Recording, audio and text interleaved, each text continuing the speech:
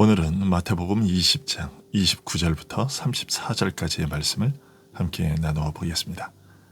마태복음 20장 29절부터 34절까지의 말씀입니다. 그들이 여리고에서 떠나갈 때에 큰 무리가 예수를 따르더라. 맹인 두 사람이 길가에 앉았다가 예수께서 지나가신다 함을 듣고 소리질러 이르되 주여 우리를 불쌍히 여기소서 다윗의 자손이여 하니 무리가 꾸짖어 잠잠하라 하되 더욱 소리질러 이르되 주여 우리를 불쌍히 여기소서 다윗의 자손이여 하는지라. 예수께서 머물러 서서 그들을 불러 이르시되 너희에게 무엇을 하여 주기를 원하느냐. 이르되 주여 우리의 눈 뜨기를 원하나이다. 예수께서 불쌍히 여기사 그들의 눈을 만지시니 곧 보게 되어 그들이 예수를 따르니라. 아멘. 오늘 말씀은 예수님이 여리고에서 삭개오와의 만남 이후에 그곳을 떠나실 때 있었던 사건을 전하고 있습니다. 두 소경이 길가에 앉아 있다가 예수님께서 지나가신다는 말을 듣고서 소리 높여 주여 우리를 불쌍히 여기소서 다윗의 자손이여 라고 외쳤습니다. 많은 무리가 예수님을 에워싼 채 따라가던 중에 난데없이 맹인 두 사람이 소리질러 예수님을 찾는 것을 보고서 이구동성으로 맹인들을 꾸짖으며 잠잠하라고 했습니다. 하지만 맹인들은 더 큰 소리로 주여 우리를 불쌍히 여기소서 다윗의 자손이여 라고 외쳤습니다. 마가복음에는 이 두 맹인 중 한 사람의 이름을 바디메오라고 소개하고 있습니다. 아이러니한 것은 그의 이름의 뜻이 존귀한 자의 아들이었지만 그의 현재의 삶은 눈먼 맹인에다 구걸하는 거지였다는 것입니다.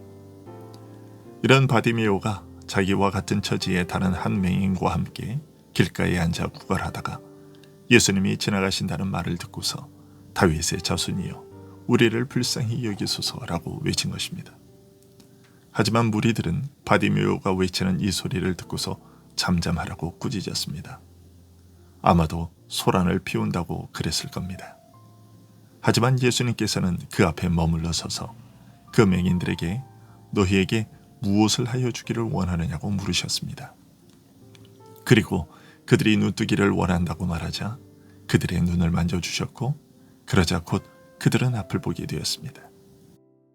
오늘 본문인 마태복음에는 이렇게 예수님께서 그들의 눈을 만져주시니 앞을 보게 되었다고 단순히 전하고 있지만 마가복음과 누가복음에는 예수님께서 그들에게 내 믿음이 너를 구원하였다고 하신 말씀이 기록되어 있습니다. 우리는 이 바디메오의 기록을 보면서 한 가지 질문을 갖게 됩니다. 이 두 맹인이 예수님을 향하여 다윗의 자손이라고 외치며 고쳐달라고 한 것은 그들이 예수님을 무리들과는 다르게 인식하고 있었다는 것인데, 달리 말하면 그들이 예수님을 이스라엘을 다스릴 왕으로 오신 메시아로 믿었다는 것인데, 그렇다면 그들은 어떻게 예수님이 메시아인 줄을 알고 믿게 되었던 것인가 하는 것입니다. 그에 대한 힌트는 여리고를 떠나갈 때라는 말이 있습니다. 오늘 본문의 앞선 기록들은 천국의 원리에 대한 예수님의 가르침들이었습니다. 부자 청년이 어떻게 하여야 영생을 얻을 수 있습니까? 라고 물은 질문을 계기로 예수님께서는 영생은 오직 하나님께서 베푸신 은혜로만 얻어지는 것임을 알리시고 큰 자가 작은 자를 섬기는 것이 천국의 원리들임을 알려주셨습니다.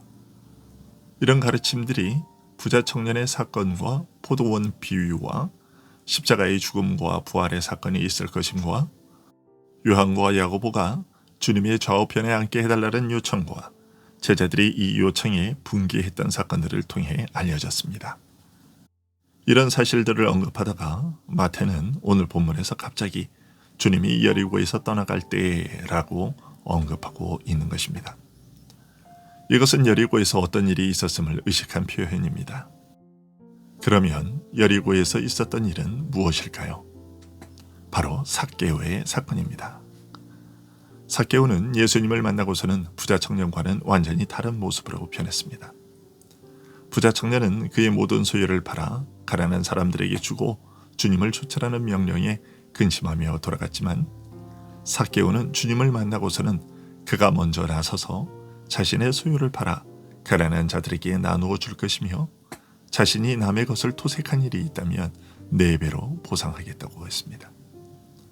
삭개오가 세리장으로서 예수님을 만나기 전까지 어떤 삶을 살아왔는지는 여리고 사람들이 이미 다 아는 바였습니다. 예수님이 삭개오의 집에 들어갔을 때 사람들이 저가 죄인의 집에 유하러 들어갔도다 라고 말했던 것을 보면 그동안 삭개오는 무사람들에게 온갖 욕을 먹는 일을 하며 살아왔음을 충분히 짐작할 수 있습니다. 그런데 그런 삭개오가 변한 것이었습니다. 사람들은 이처럼 변한 삭개오를 보면서 놀라워했습니다. 하지만 삭개오의 변화보다 더욱 놀라워해야 할 것이 있었습니다. 그것은 바로 삭개오를 그렇게 변화되게 만드신 예수님이십니다. 세리장이라는 신분에도 불구하고 삭개오로 하여금 나무 위로 올라가지 않을 수 없게 하신 분, 온갖 수모와 비난을 무릅쓰고 악착같이 모은 피눈물보다 더 아까운 재산을 아낌없이 흩어 사랑과 긍휼을 베풀며 진한 과오를 보상하게 만드신 분, 변화된 삭개오를 향해 네게 구원이 임했다, 너는 아브라함의 자손이다 라고 엄숙하게 선언하신 그러한 예수님의 능력과 권세를 더욱 놀라워해야 했습니다. 예수님을 애워싸고 따르던 무리들은 예수님의 이러한 권세와 능력에 대해 깨닫지 못하고 그가 베푸시는 이적에만 관심을 보이며 놀라워했습니다. 하지만 바디메오와 또 한 사람의 맹인은 삭개오의 이러한 변화된 소식을 듣고서 예수님이 구약시대의 선지자들이 예언했던 그 메시아라는 사실을 깨닫고 믿게 되었습니다. 그 믿음이 예수님의 발걸음을 멈추도록 한 것이고 그들이 구원 얻을 수 있도록 해주었습니다. 그들이 얼마 동안 소경으로 지냈는지, 날 때부터였는지 아니면 최근의 일이었는지 확인할 수는 없지만 앞을 보지 못하고 아무 일도 할 수 없는 고통과 불행을 겪으면서 그들은 육신의 눈이 먼 불행만을 생각하지 않았던 것입니다.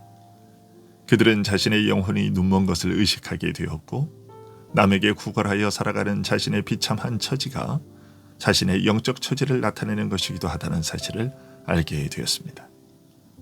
주여, 눈뜨기를 원합니다 라는 그들의 요청은 육신의 눈만이 아니라 영혼의 눈도 함께 떠지기를 소원하는 바람이었던 것입니다.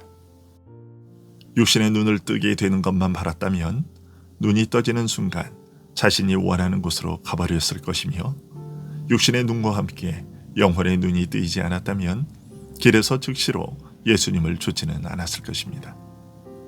바디메오가 예수님께 구하여 받은 그 은혜에는 그로 하여금 길에서 즉시 주를 따르지 않을 수 없게 하는 무엇이 있었던 것입니다. 그것은 모든 것을 버리고 내가 쫓아야 할 구주가 바로 예수님이시라는 것을 확신하는 믿음이었습니다.